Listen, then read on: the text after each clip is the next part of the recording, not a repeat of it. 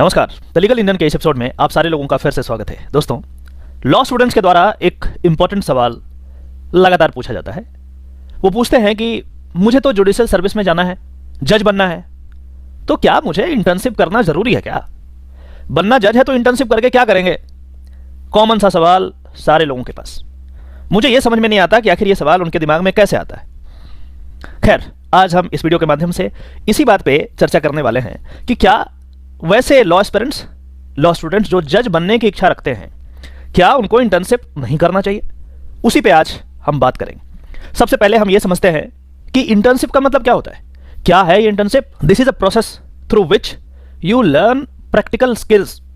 Practical skill जो है, जो थ्योरेटिकल क्लासेस में शिक्षक आपको नहीं दे सकते, वही प्रैक्टिकल स्किल को सीखने के लिए आप वकील साहब के पास जाते हैं, कोर्ट में जाते हैं, ताकि आप देखते हैं कि किस तरीके से चीजें चलती है, तब जाकर के उस चीज को सीखते हैं।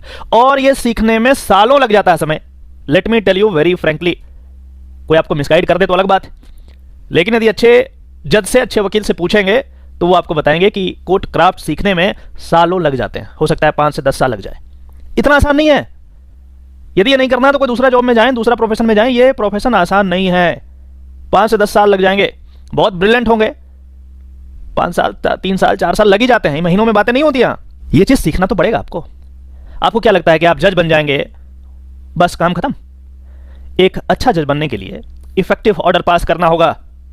इफेक्टिव ऑर्डर तभी पास कर पाएंगे जब आपको प्रैक्टिकल चीजों की समझ होगी। नहीं तो क्या होगा पता है?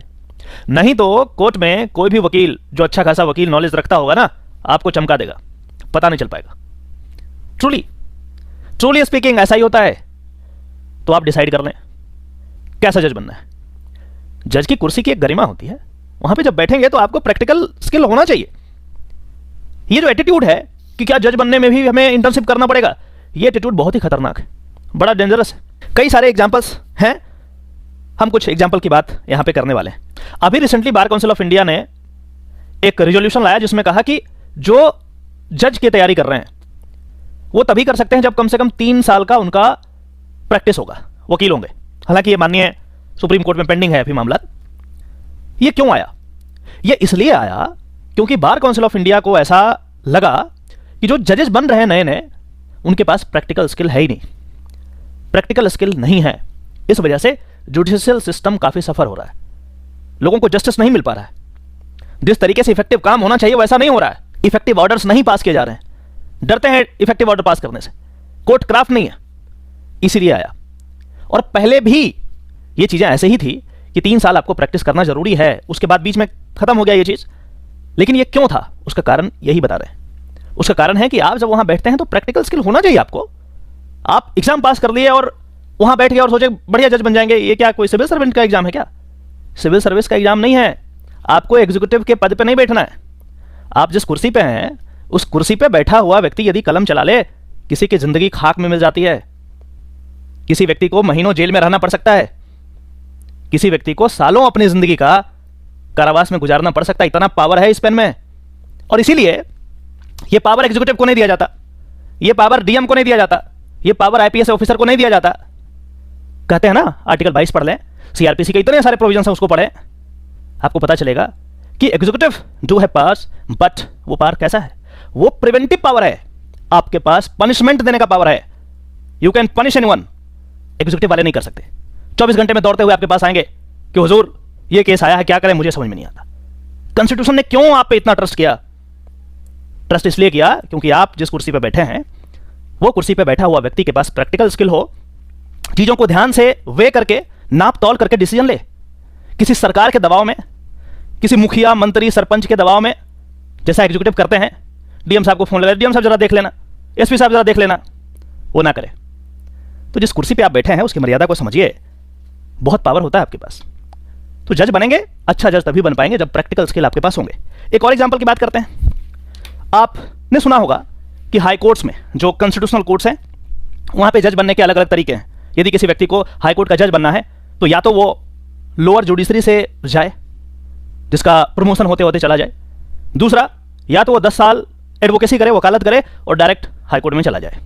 आप जरा अपने स्टेट के, जो भी हमारे व्यूअर्स हैं, अपने स्टेट के हाईकोर्ट का जरा खोलना वहां पे पोर्टल पे, वेबसाइट, और देखना कि उनमें कितने ऐसे जजेज हैं जो लोअर कोर्ट से आए हैं प्रमोशन होकर के, और कितने ऐसे जजेज हैं जो वकालत करते हुए डायरेक्ट आए हैं। जरा देखना, आप पाएंगे कि ज्यादातर जजेज जो हैं वो डायरेक्ट एडवोकेट थे और जज बने। जो प्रमोशन वाले हैं वो कम रहते हैं। क्या रीजन है, कभी आपने सोचा है? रीजन यही है कि जो व्यक्ति लोअर जुडिशरी में गया है, पूरी जिंदगी उसने देख लिया, क्वेश्चन ऑफ फैक्ट पे बात किया, क्वेश्चन ऑफ फैक्ट पे डील किया, और अब उसको यदि आप कॉन्स्टिट्यूशनल कोर्ट में डालेंगे तो वहां पे क्वेश्चन ऑफ फैक्ट की बात नहीं होती, वहां पे क्वेश्चन ऑफ लॉ की बात होती है। उसका तो एक्सपीरियंस है ही नहीं, आपको उसका तो एक्सपीरियंस है ही नहीं, क्योंकि आपने लिया नहीं। लोअर कोर्ट में उनका काम है, क्वेश्चन ऑफ फैक्ट पे ज्यादातर बात होती है, एविडेंसेस कैसे कलेक्ट करने हैं, क्या करना है एडमिसिबल क्या नहीं, उस पर बात होती है, क्वेश्चन ऑफ लॉ पे नहीं होता।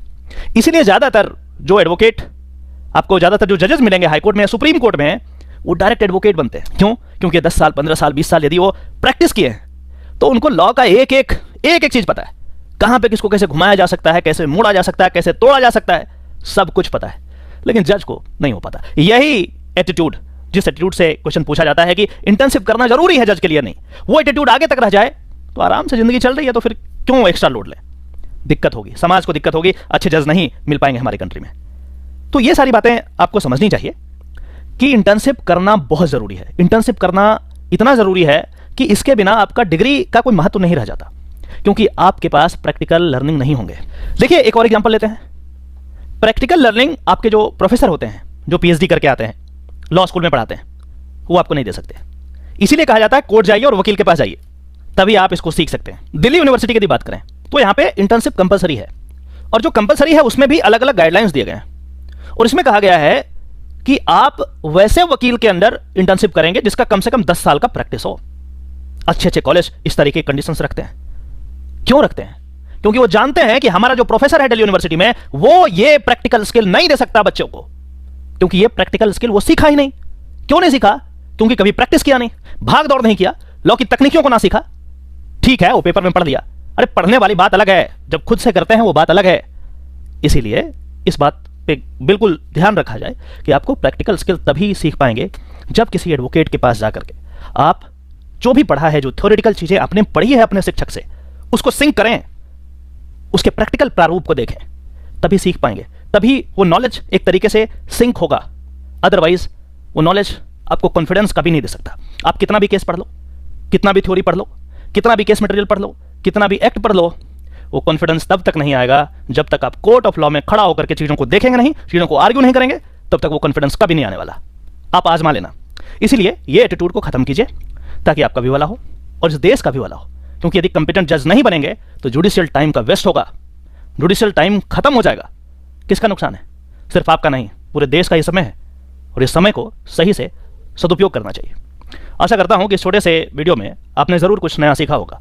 यदि ऐसा है तो पहले की तरह इस वीडियो को वाइडली शेयर करें और हमारे चैनल को सब्सक्राइब करें, ताकि इसी तरीके का ऑथेंटिक लीगल जानकारी आपके डोरस्टेप तक मैं पहुंचाता रहूं।